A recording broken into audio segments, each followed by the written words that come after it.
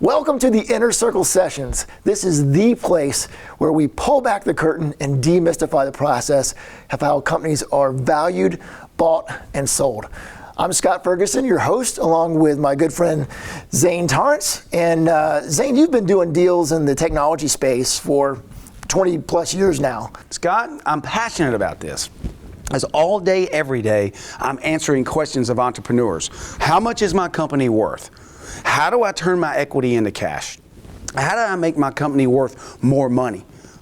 And Scott, entrepreneurs are at an information disadvantage. They really don't know the answers to these questions. When I've sold my first two companies, it was new news to me. Most entrepreneurs don't do this every day. And Scott, so my passion is to give entrepreneurs the same amount of information that the buyers and investors have in this process, because the outcome is going to be much better when they know this information. And there's a specific process. And no matter where you are in the stage of your company, maybe you're pre-revenue, maybe you're late stage and ready for a full-on exit, there's a lot of different options, a lot of types of transactions that you can do. It's not an all or none proposition. That's right, and it's all along the spectrum, Scott. Companies, as we know, are at different life stages, everywhere from a concept, a seed, pre-revenue, revenue, profitability, maturity, all kinds of stages of your company, and you have to do an assessment of where you are. But also, there's all types of capital structures and investments and buyers and joint ventures and licensing agreements, and times you might want to buy a company. And when you look at these two things together, there's so many options. And most entrepreneurs just think it's all or nothing. And the really cool thing is that the process works the same regardless of the type of structure that you're looking for. Exactly the same, whatever you do. And even if you're on the buy side or the sell side of the table, right, still the same process. It's all about making a market, because once you have competition, because for a lot of folks, the inciting incident for thinking, oh gosh, I better get prepared for a transaction, they're cruising along, they're growing their company organically. Organic growth is good, it's important. But all of a sudden somebody knocks on the door, maybe it's a strategic buyer. That's right. That feels good to the ego. It's very validating, right. You know. You think, okay, well, this could be a potential payday, but what does that mean, and what kind of payday could I structure? Maybe I want to take a small bite out of the apple and grow it bigger and take another bite later. And so we're going to describe how that all works. That's right. And if you don't understand those options are available, you're not ready for them. Because you ought to prepare for this early. Because, Scott, we're not talking about a little bit of money here.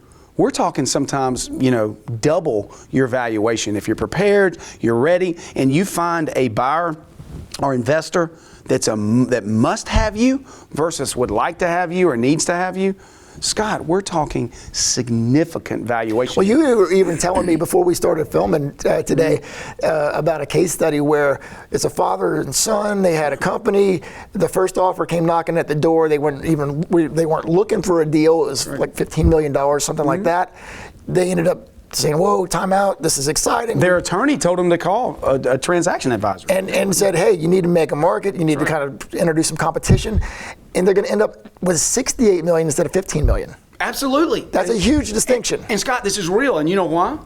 They found the most unbelievable buyer at the right time that was coming out of a board meeting saying, we must be in this market.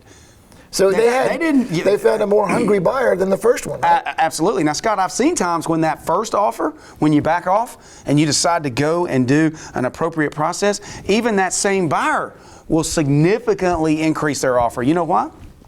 Now they've got competition. Now they start thinking about the fear if their competitor gets you. How bad do I want it? How bad do you want it? And Scott, but these transactions are not just selling. It's if you're buying out your partner. If you want to take just a little money off the table because you have a child going to college and you're running a business, but you've really never been able to extract any of that value, you can't go to the admissions office of the university and say, hey, I own stock in this private company. We're going to show you how to get some liquidity that can work. And it's exciting because, Scott, lots of options. I want entrepreneurs to know their options, to know what drives value, and therefore have certainty, have confidence that they're doing the right things and they're not leaving value on the table.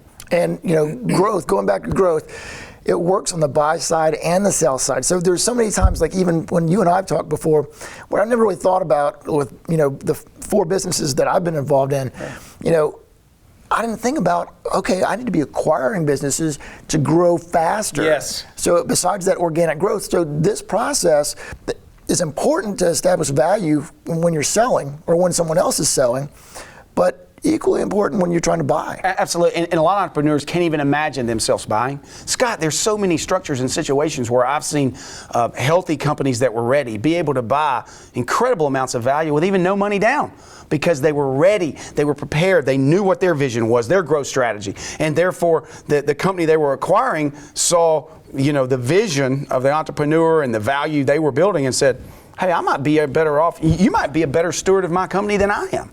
And so they've been able to increase their growth substantially and therefore their value because investors and buyers want growth. They've got this insatiable appetite for growth and they'll pay for it. And it's all about being prepared for the transaction because if I've heard you say it once, I've heard you say it 1,000 times, time kills a deal. That's right. So if you're not prepared to take advantage of the transaction or the opportunity, more importantly, when it comes along, you might miss it altogether. That's right. And we've got to know what being prepared means. It's easy to say, be ready, be prepared. What does that mean if I've never been through it? We're going to go through this, Scott, behind the scenes, have investors and buyers tell us, here's exactly what being ready means. I mean, you don't do it every day. You don't go through it every day. And you need to know what to expect to be prepared to make the best possible decision, for yourself, for your generations to come, and everybody else involved in the company. Yes, but one other point on this is so key. There can be multiple transactions here. Healthy companies typically do a lot of transactions. We'll be hearing from Dr. Clock that basically started a company with his student. He did, a dozen transactions, in the process. And each time he took a bite out of the apple, some liquidity. The apple got bigger.